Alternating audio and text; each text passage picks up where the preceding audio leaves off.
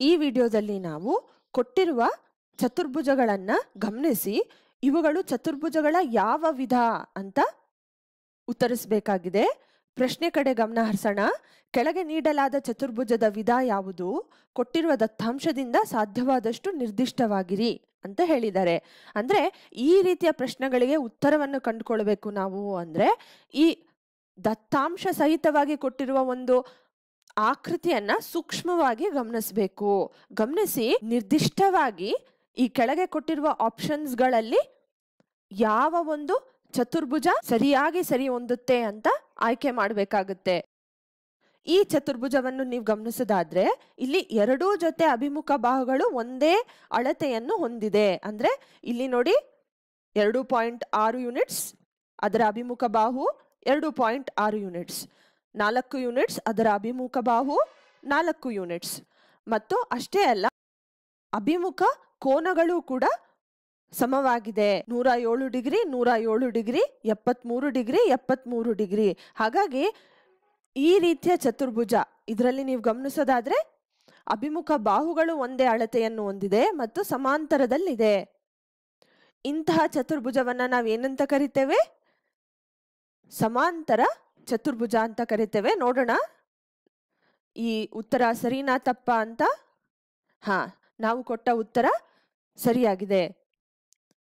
ಈಗ ಎರಡನೇ ಪ್ರಶ್ನೆ ಕಡೆ ಗಮನ ಹರಿಸೋಣ. ವಿಡಿಯೋನ ಇಲ್ಲೇ ಪಾಸ್ ಮಾಡಿ ಒಮ್ಮೆ ನೀವು ಉತ್ತರ ಕೊಡ್ಲಿಕ್ಕೆ ಪ್ರಯತ್ನ ಪಡಿ.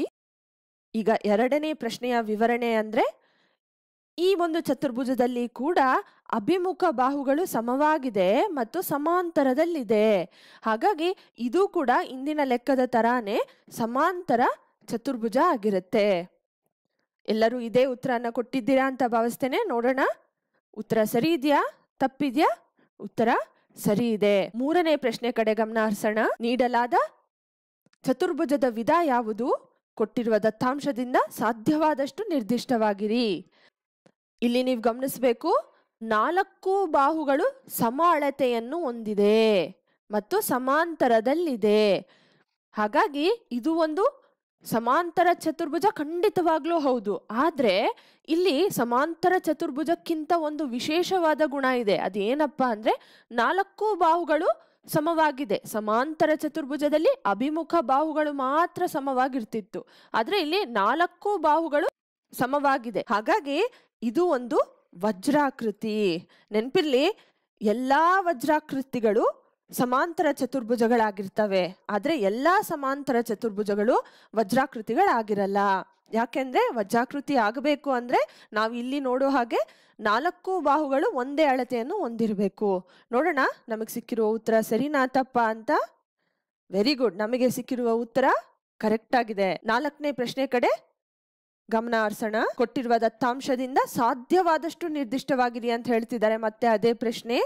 ಇಲ್ಲಿ ಈ ಚತುರ್ಭುಜದಲ್ಲಿ ನೀವು ಗಮನಿಸೋದಾದ್ರೆ ಒಂದು ಜೊತೆ ಅಭಿಮುಖ ಬಾಹುಗಳು ಸಮಾಂತರದಲ್ಲಿದೆ ಮತ್ತು ಸಮ ಅಳತೆಯನ್ನು ಹೊಂದಿಲ್ಲ.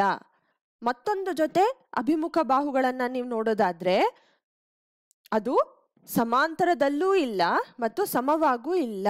ಈ ರೀತಿಯ ಚತುರ್ಭುಜವನ್ನ ನಾವೇನಂತ ಕರಿತೇವೆ? ತ್ರಾಪಿಜ್ಯ ಅಂತ ಕರಿತೇವೆ. ಇಲ್ಲಿ ಮತ್ತೊಂದು ಪ್ರಭೇದ ಇದೆ, ತ್ರಾಪಿಜ್ಯದ ಪ್ರಭೇದ ಇದೆ. ಅದು ಸಮದ್ವಿಬಾಹು ತ್ರಾಪಿಜ್ಯ ಅಂತ.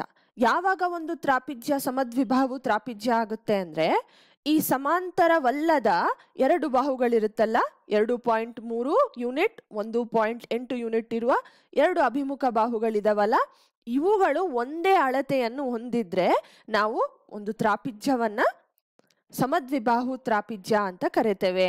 ಆದ್ರೆ ಇಲ್ಲಿ ಸಮಾಂತರವಲ್ಲದ 2 ಬಾಹುಗಳು ಒಂದೇ ಅಳತೆಯನ್ನು ಹೊಂದಿಲ್ಲ. ಹಾಗಾಗಿ ಇದು ಬಂದು ಬರೀ ತ್ರಾಪಿಜ್ಯ ಆಗಿರುತ್ತೆ. ನೋಡೋಣ ಉತ್ತರ ಸರಿನಾ ತಪ್ಪ ಅಂತ.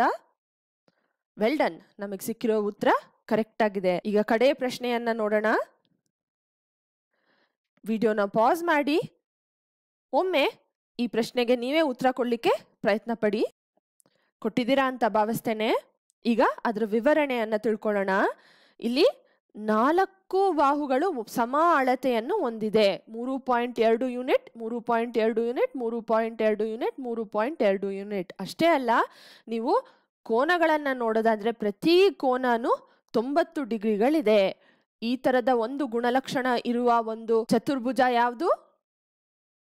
ಚೌಕ ಅಥವಾ ವರ್ಗ ಅಂತ. ಹಾಗಾಗಿ ನೋಡೋಣ ನಮ್ಮ ಉತ್ತರ ಸರಿನಾ ತಪ್ಪಾ ಅಂತ.